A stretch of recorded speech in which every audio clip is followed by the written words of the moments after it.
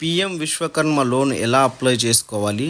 Apply చేసుకున్న తర్వాత ఏవైనా తప్పులుంటే కరెక్షన్ ఏ విధంగా చేసుకోవాలి? ఈ వీడియోలో తెలుసుకుందాం.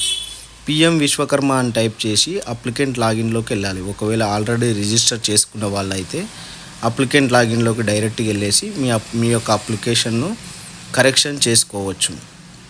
లేదా కొత్తగా అప్లై చేసుకున్న వాళ్ళు ఎవరైనా ఉంటే వాళ్ళు సిఎస్సి లాగిన్ కంపల్సరీ చేసుకోవాలి.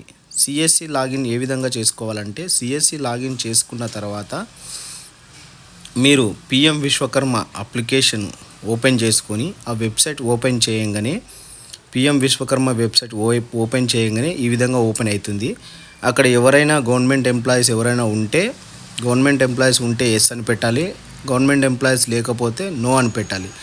లేదా ఏదైనా పిఎంఏజీపీ లోన్ కానీ, పిఎం స్వానిధి లోన్ కానీ, ముద్ర లోన్ కానీ ఉంటే ఎస్ పెట్టేసి కంటిన్యూ క్లిక్ చేయాలి. లేదంటే నో పెట్టుకొని కంటిన్యూ క్లిక్ చేయాలి. ఇక్కడ please enter Aadhaar linked mobile number, only Aadhaar linked mobile number మాత్రమే టైప్ చేసుకోవాలి. ఆధార్ నెంబర్కు లింక్ లేకపోతే పిఎం విశ్వకర్మ లోన్ అప్లై చేసుకోలేము. తర్వాత ఆధార్ నెంబర్ని ఎంటర్ చేసుకొని ఈ విధంగా క్యాప్చా కోడ్ ఎంటర్ చేసుకోవాలి.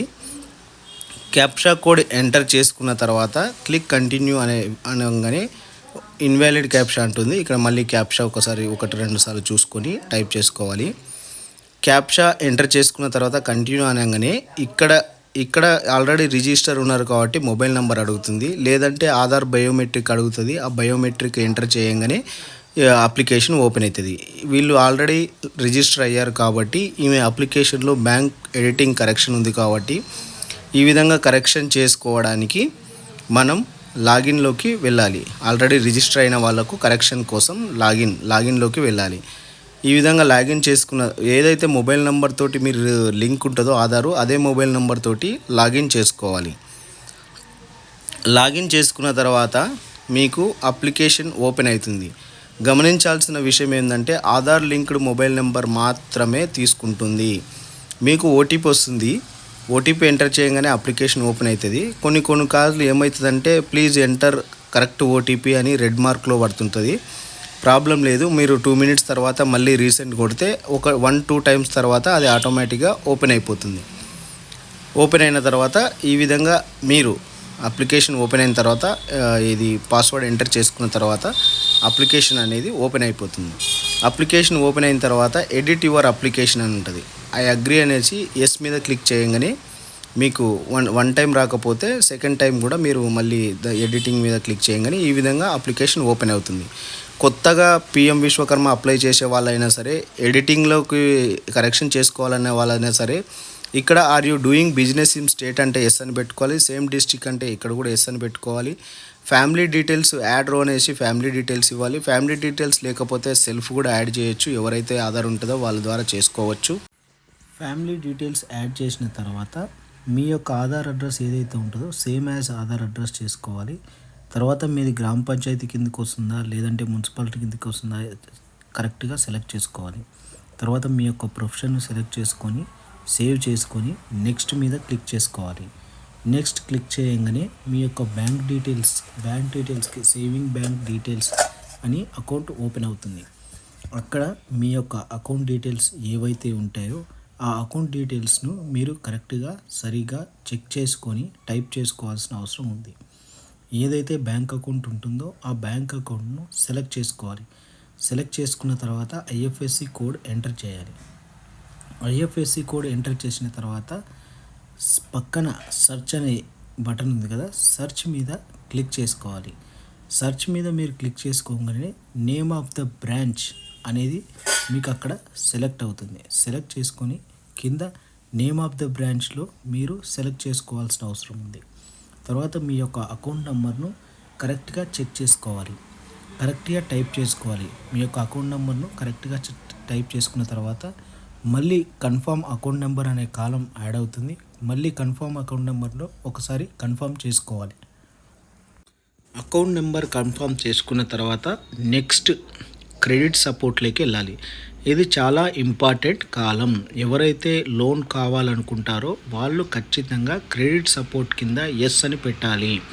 నేను గమనించిన విషయం ఏంటంటే చాలామంది సిఎస్సి వాళ్ళు ఎస్ అని లేకుండా నో అని పెట్టి వదిలేస్తున్నారు అప్లికేషన్. దానివల్ల ఏమవుతుందంటే వాళ్ళకు లోన్కి ఎలిజిబుల్ లేకుండా పోతుంది.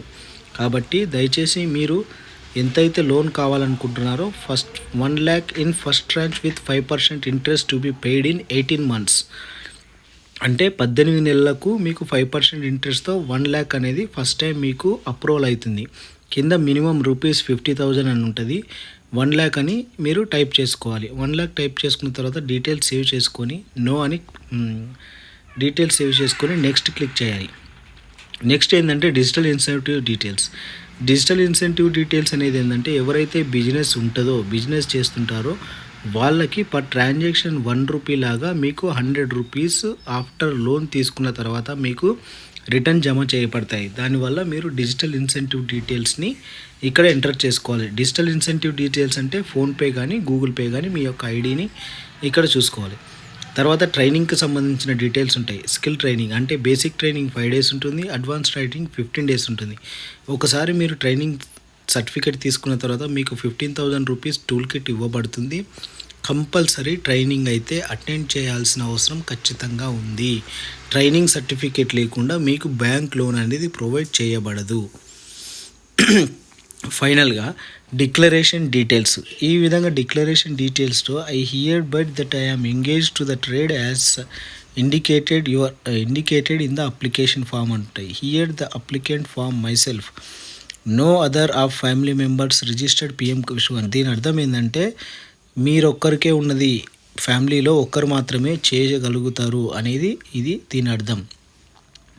I have no objection for authentication of my Aadhaar అంటే మీ ఆధార్ యొక్క అథెంటికేషన్ తీసుకోవడానికి ఎటువంటి అబ్జెక్షన్ లేదని చెప్పిన తర్వాత కింద I agree to the PM Vishwakarma terms అని సబ్మిట్ చేయాలి. సబ్మిట్ చేసిన తర్వాత ఈ విధంగా మీ యొక్క టీఎస్ అనే నెంబర్ మీద అప్లికేషన్ జనరేట్ అవుతుంది. కింద పీడిఎఫ్ ఫైల్ ఉంటుంది.